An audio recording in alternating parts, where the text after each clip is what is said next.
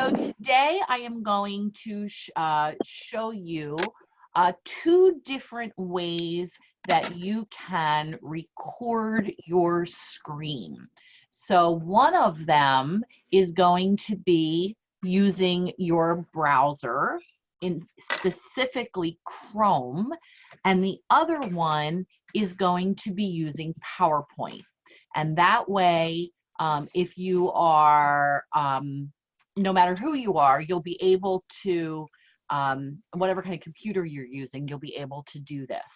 So I haven't tried it, but I'm pretty sure that the PowerPoint version that I'm going to show you also works on a Mac.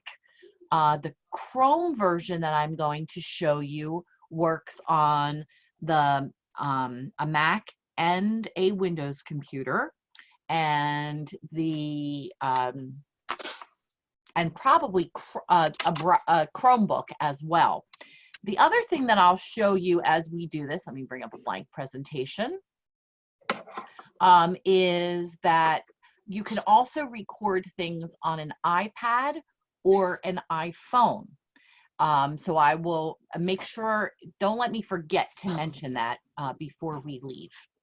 Okay, so how many of you have a computer that has, like Word, Excel, PowerPoint on it? Anybody? Raise your hand so I can see. All right, so most of you right now. Right, most of you have a computer, but not that you need right now, because I'm just going to show you this. This is not something you would want to try while you're on Zoom, because that would really be way too difficult to use. It's going to be hard enough for me to show it to you. But what I do want to show you is you can either add what's called, when you're looking at PowerPoint, the things that are across the top are called ribbons. You can add a recording ribbon, or you can just use the the insert menu. And if you look at the insert menu, there is an option here to do a screen recording. They are going to work the same way. If you want to turn on the recording ribbon, you can go to your file menu, go to your options, and in your options, you will customize your ribbon. And you'll see that when you customize your ribbon, one of the things that you can add from the left side to the right side, if you go to your main tabs, you can turn on and off that recording ribbon. So I like to use it that way, just because I know everything lives in that spot.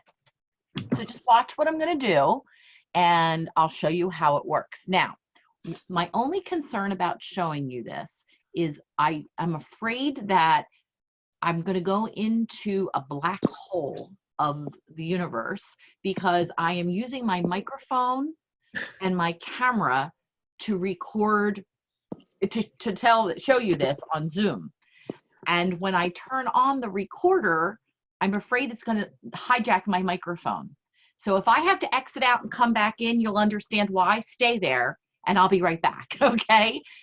So the idea is I am going to use PowerPoint to record everything that is happening on my computer, okay? So if I want to take my students on a tour of a website, I want to explain something to them, I'm going to use a tool that lives in PowerPoint. But I'm not saving it as a PowerPoint presentation. When I'm all done, I'm going to save it as a movie. And the only thing I need PowerPoint for is the beginning and the end. Okay? All right. So let me double check something. I don't know if I ever hit the record button. I can't remember. Let me just double check. Does it say recording? It does. Okay. So here we go. So I'm in the recording tab and I click screen recording. When I hit screen recording, I get this box at the top of my screen, and it's going to say, what part of the screen do you want to record? So see how my mouse has those crosshairs? that allows me to select the area of my screen that I want to record. When I let go, my record button pops up. Now it's giving me the opportunity to decide, do I want my pointer to show up in my video or not? And do I want to have my audio on? Normally, you would want both of those things. So if they're gray like this, that's good, and you can record. When I'm ready, I click the record button, and it's going to time backwards. It's going to go 3, 2, count backwards, 3, 2, 1, and then wherever I am, once 3, 2, 1 is finished, it's going to start recording. Generally, what it does is it remembers where you last were, and that's where it jumps to when you hit screen recording. So watch. So now I'm going to click record. 3, 2, 1. And now if I go to the Jewish Learning homepage, Jewish Learning Venture homepage, it's recording what's happening on my screen. I click here. It knows where I'm going. If I scroll, it remembers what I'm doing. And depending upon the computer you have, you might be able to write on your screen. You might be able to record a little clip that you want to show somebody, something that's happening on the screen, but you can go any place you want. When I'm finished, I use my keys on my keyboard, Windows, Shift, and the Q key for quit, and it stops. It takes that video and it lays it on top of my PowerPoint screen. Now, do you notice down the bottom here, there is this bar that has a play button on it? Watch what happens. And now if I go to the Jewish Learning homepage, Jewish Learning Venture homepage, Recording. it's recording what's happening on my screen. Right. Everything you just did. Yep. Yeah, it's recording everything. If I scroll. Okay, so you got the idea. Really easy. Yeah. So now what I do is I want to save that video someplace. So I'm going to right click it. I'm going to save the media. It says save media as, and then it's going to ask me where I want to save it to. Now I'm on a PC, so it looks this way, and I'm just going to drop it onto my desktop right now, and I am going to call it JLV sample, okay, and click save. Now, of course, I have to remember where I saved it. That's the important thing. So then I'm going to go back to I'm going to close PowerPoint so you can't even see it. I'm not going to save the PowerPoint presentation because all I needed PowerPoint for was the beginning and the end. I'll click don't save because I already saved my video. And then I am going to show you where I have it saved to. So I'm going to go over to my File Explorer. I'm going to open that up. Where'd it go here? And let me bring it over yonder. And here it is. I'm going to go to my desktop, and there's my JLV sample. And I'm going to play it. Now, of course, my computer is not set up to play it. So right, oh, there it goes. Give it a moment. And now if I go to the Jewish Learning homepage, Jewish Learning Venture homepage, and now I have that video as a saved file on my computer. Now, where would you put that saved file to share with your students? What are your thoughts on that? I'm not sure yet. What will I use it for? Well, let's talk about that. What might you record on your screen? Anybody? You reading a story. You could possibly do that, but I don't think I would need. I don't think I would need my screen for that. Well, Direction wait, not even to show pictures? No, because I'd hold the book up instead. Oh, right. Right? Oh, Maybe. And how about if it's a small show, no? Like, let's see if you do Shabbat with the kids, with the candles.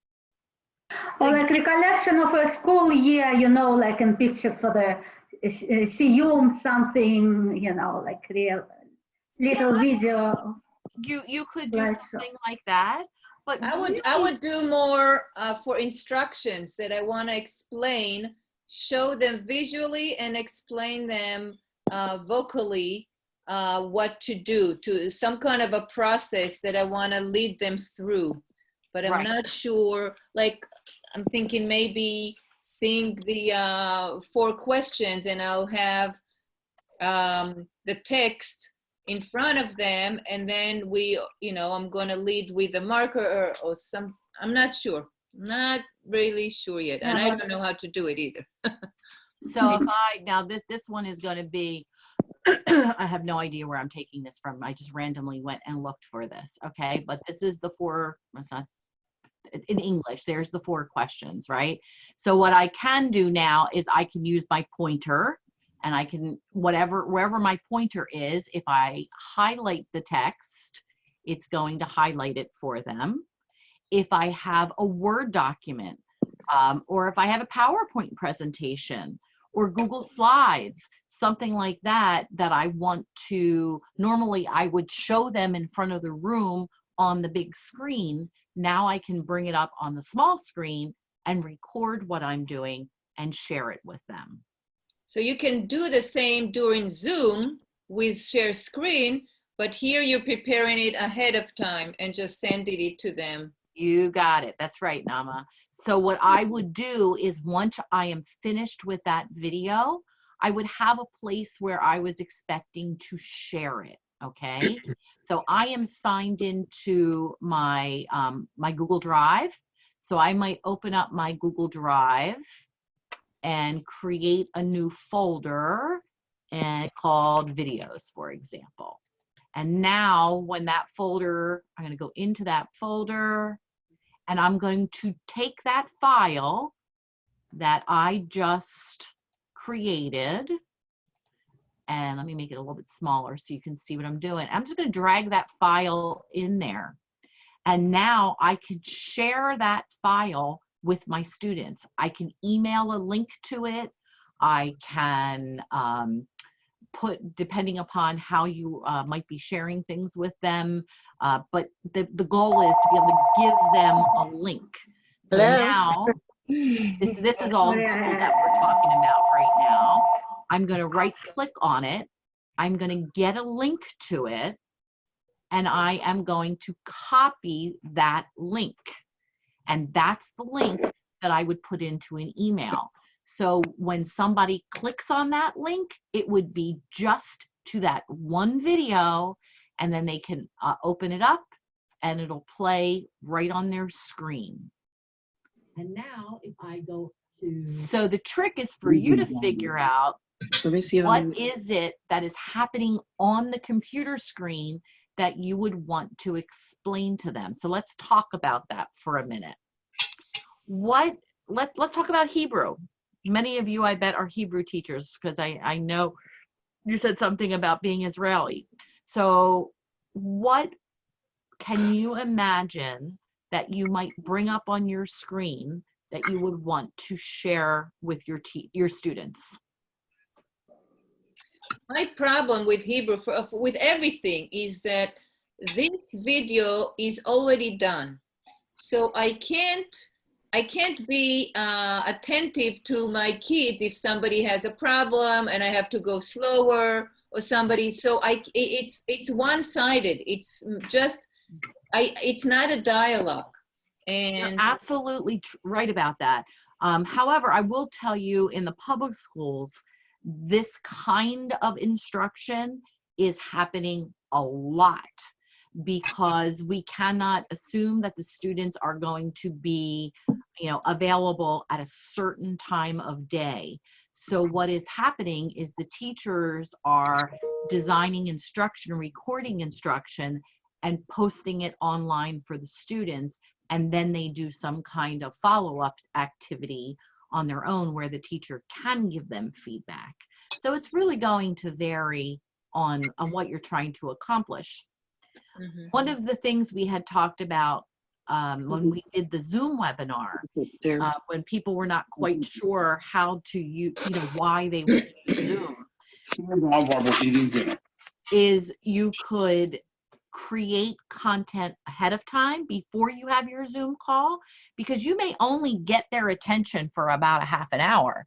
And by then, after that, they're tired. They just can't look at the screen anymore, kind of thing. So if you prepare a 5-minute video in advance that they watch, and then you get together with them in Zoom and you can talk about it, that's one way of getting that time back.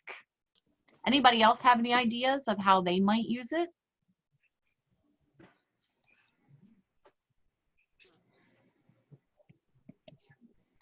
I'm really curious. I'm sort of surprised, so I'm going to let you think about it. So it's like if you would be in a classroom and you don't want to waste time of waiting for them, or in Zoom, you don't want to waste time of them doing a work page. Like if they keep working on their booklets and writing things in Hebrew, you don't want in Zoom to wait. So you're just going to send it and explain to them and maybe give an example of the page, and then say, okay, now you're going to do the rest at home, and then we're just going to check it in the next Zoom. That's a good way to describe it, use of it. Yes. Do any of you happen to have a Surface Pro? A Surface Pro, that I have one of them here, and it has a pen, and I can write on my screen. So I can be writing and recording my screen at the same time, which is an awesome tool. Another thing you can do is if you have an iPad, and now it has to be a newer iPad. I forget which operating system, or even your phone. So say you want the kids to use an app on their phone to record themselves. I'm just dreaming something up here. And you would like to explain to them what you want them to do, okay? If your phone has this, then this is, I'm not sure about an Android, but I'm pretty sure you can do it. I just don't remember how. On an iPhone, if I drag down, let me see what you're seeing. I'm gonna bring myself up on the screen so I can see what you're seeing. There you go. If you drag down, I grabbed from the corner and dragged over, there is a button that looks like a recording button, a circle. And when I click it, watch what's going to happen. It's going to ask me what I want to record. And if I pick that last button, and it's going to ask if I want my microphone on or not, and I hit start recording, there you go. Now it is recording. So it's recording anything that I am doing on my computer. Up in the top left corner, that red clock there is telling me that it's recording. So if I go someplace on my phone and see that I only took 819 steps today, it's because I hurt my foot yesterday, and then I go to, what else do I want to go to? I'll go to the book app, and then I hit that red button in the top the top again, and it has just recorded everything I just did on my iPhone, including my voice. So I went, it says it saved it to my photos, and now let me play it for you. Oh, come on. It's confusing because what I did. Hang on just a moment. I got to bring it back. So it's recording anything that I am doing on my computer. Up in the top left corner, that red clock there is telling me that it's recording. So if I go someplace on my phone and see that I only took 819 steps today, it's because I so as you see, I am able to record using my iPhone or my iPad. Now, one of the things about your iPhone and your iPad is you could use a cheap stylus, you know, like one of the ones you get from Five Below, and you can write on your screen. So if you want to talk your students through something on the iPhone or the iPad using your stylus, you can write right on your screen. So you just need an app that you can write on. So the Notes app you can write on. The OneNote app you can write on. A picture, you can actually write on a picture on your phone or your iPad. So if there is an app and you say, okay, you know, I would like you to use Duolingo to work on your Hebrew. And this is how you use Duolingo, and you want to talk them through how to use it. Then that's what you could use the iPhone or iPad to do that. And I'm sure you can do it on your Android. Go ahead, Larissa, unmute yourself so you can ask your question.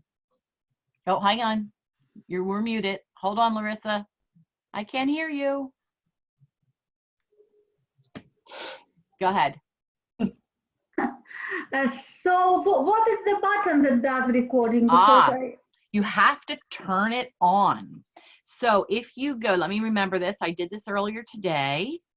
If I go to settings on the phone, so I'm going to go to my settings, and in my settings, I am going to pick Control Center. And in Control Center, I'm going to pick Customize Controls.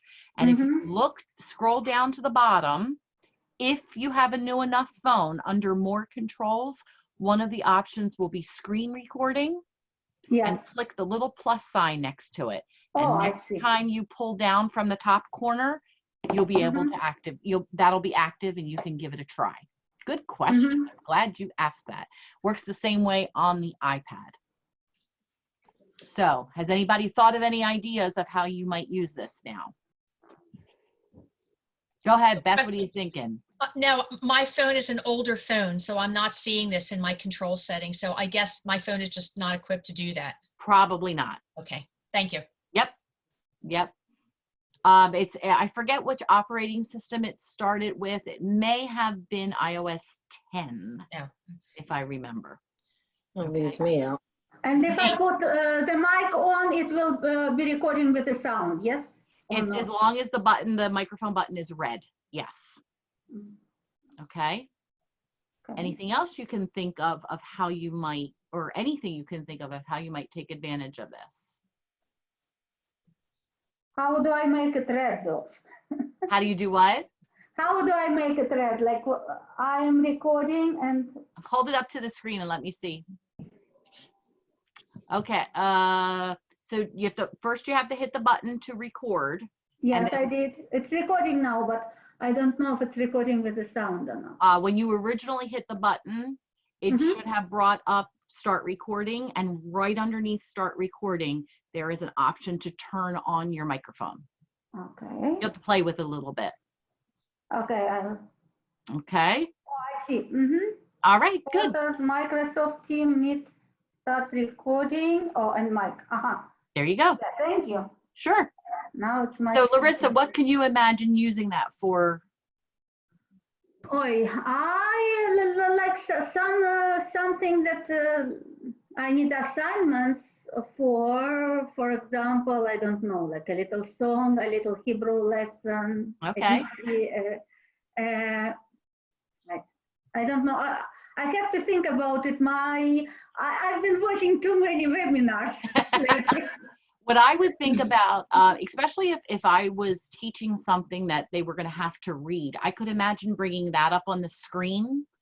I would have to make sure that my pointer is obvious, or that I could highlight what they're reading and read along with it, so that then they could play it back. Instead of just hearing it, they're also seeing what I'm pointing to. So I could imagine doing that with either the computer or with the phone for that. Okay, somebody raised their hand. Who raised their hand here? Somebody. Shoshi, what was your idea? You want to unmute yourself? And Jen, you had an idea also. Yeah, how about if you were showing them how to like create a letter or a number, you can show them within the video of how you're drawing it. or how it's Absolutely. formed. Yes. Yeah. Or like for bar mitzvah students, you know, I usually make a recording and a picture of the page, but it's nice to like show which word I am doing. And Yes. And I think, Shoshi, I think you were going to say something. You hear me? Yes. Yes. See, my family, most of them from Israel. So I'm saying if I'm recording myself and they can hear me there, I mean, if it's good to country or... Well, you would have, if you were recording yourself, Yeah. you would have to somehow send them the file. Okay. Okay. Yeah. This So you okay. could, you would take, when you're doing it on the phone, it goes to your photos and then you would have to send it from there. If you're doing it from your computer screen, you have to take that file and store it somewhere. Okay. And then send it to them that way. I would be careful about emailing files because emailing, they're big. They're really big files. Yeah. Okay, thank you. Okay. Jen, did you have something else you wanted to add? If you're doing like a science activity or a baking activity where you would create it like in the kitchen, not necessarily where the computer is, and then you could play the video of that activity. Well, that you could do with any kind of video, you know, just using your phone to record yourself. What I would do is if I wanted to show them the recipe, you know, that kind of thing. This, again, what I'm showing you today happens to be things that you can do on the screen. So I don't know that I would necessarily do it if I just wanted to take a video. Okay, I'm going to switch now because I told you that I would show you how to do it using your using Chrome. So when you have a Gmail account, one of the things you can do, and this is using Chrome only, this does not work in other browsers like Firefox. It might now work in Edge, but I haven't tried it yet in Edge, which is the newer Microsoft tool, is something called Screencastify. Screencastify. So let me show you how that works. Rather than me tell you, I'm going to actually just show this quick video. It's 2 minutes and it shows you exactly how this tool works. And then I'll show you how you activate it on your computer. So let's just play this little video.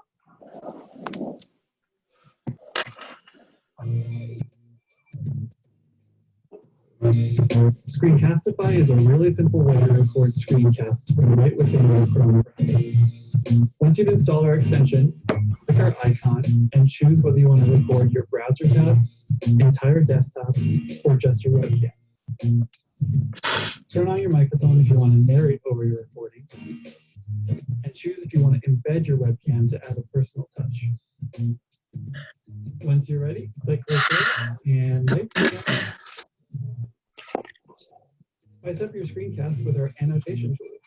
For example, shine a spotlight on your mouse to direct your viewer's eye, or draw on your recording with our pen tool. You can toggle your webcam on and off during your recording and change the location, size, and shape of your webcam.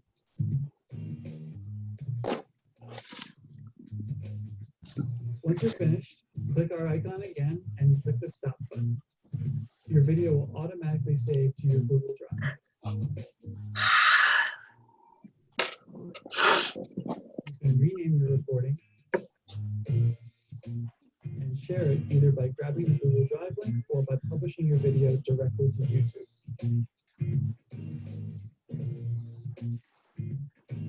Our premium subscribers can crop and trim their videos, as well as export them as an MP4 or MP3.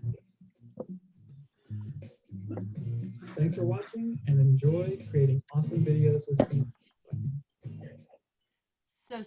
Screencastify is a really nice little tool that, like I said, can only be used through Chrome. What's really nice about it is tied directly to your Google account. So like I said, if you use Gmail, you already have a Google account, and it'll take that file, drop it into your Google Drive, and immediately give you a link. So you don't even have to think about, where am I going to store that file? How do I move it over to Google Drive or OneDrive or wherever? And where do I find the link? How on earth do I do that? It's pretty much figured out for you. So let me show you what I mean. So if you look up in the top right corner of my screen, see this little guy jumping up and down? And it's showing you it's pointing up. If you look right here. Virginia, I can barely hear. Yeah, I was just going to say the same thing. You can barely. You're very low. I don't know what happened. Am I still quiet? Yes. Yes. I don't know what happened. I'm trying too many things. I don't know what. Maybe you pressed something by mistake. I didn't change anything. It's because No. I turned on my speaker, I think is what happened. Oh, maybe. All right, I'm going to try my best. Oh, there you go. Yeah, on the left, yeah. Okay, I'll use my big mouth and maybe that'll help. In the top right corner, you can see I have installed this little red arrow. That's Screencastify. And I click on it. There you go. And it activates the tool. Now, because it's made to work with your browser, let me go over here to the JLD page. I can say, just record what's in this one tab in my browser. So if I go anyplace else, don't bother recording it. Or that would be the browser tab. If I click desktop, it's going to record everything I do, just like that one I showed you through PowerPoint. And if you want my face on the screen, I can even click Embed Webcam. Now, right now, that's not going to work because I'm using my webcam already, and I'll really confuse the computer if I try to do both at the same time. But that allows me to pop my little face in the corner of the screen, and like he explained in the video, you can move it any place you want. Okay? So let me just do a quick recording. And wait a second. It's been a while since I used Screencastify. Oh, it still thinks. Hang on a second. I'm going to record my browser tab. I'm going to click record, and I think it is. There we go. 3, 2, 1. And now it is recording what I'm doing, and you see my tools popped up over here in the bottom left corner of the screen. So you know how it told you about the mouse, and you were able to highlight things and say, look, this is what I want you to pay attention to. This is what I want you to pay attention to. And you can right on the screen, and it's going to record that as well. And then I can erase it. I can change my colors if I want to, and I can turn my webcam on and off if I so desire in the middle of making the video. It's a really, really nice tool. Okay, so I'm going to say I'm done and click. You'll see up here in the top right corner, my Screencastify button has a red dot on it, meaning it's currently recording. I'm going to click it to turn it off and hit stop. Now, this is the nice part about it. It automatically says, woohoo, we have recorded your video. Now, what do you want to do with it? So up here at the top, I can click copy shareable link. And now I just share that with my students and they have access to that video. That simple. So Screencastify, if you have a Google account, is really wonderful, very simple to use. The limitation is the maximum with a free account is 5 minutes. Okay? And honestly, you don't want to record much more than that. But you can do, if you have 15 minutes worth, you can do 5 minutes. okay, take a break, go do this, now record, now watch the next video. And you can do that kind of thing, okay? So I really do like Screencastify. It's one of those tools that I have not been using recently because I have not been working in a school district that has a whole lot of that uses Google, so we haven't been using it that much. It's a really powerful tool. So think about it, and think about how you could take advantage of these tools to do what is called asynchronous learning with your students. So what we're doing right now is synchronous learning, and that would be asynchronous learning. Here's something for you to work on by yourself, and then we can talk about it at another time when we are synchronous. So that is today's webinar. I'm going to hit the stop recording button, and thank you very much for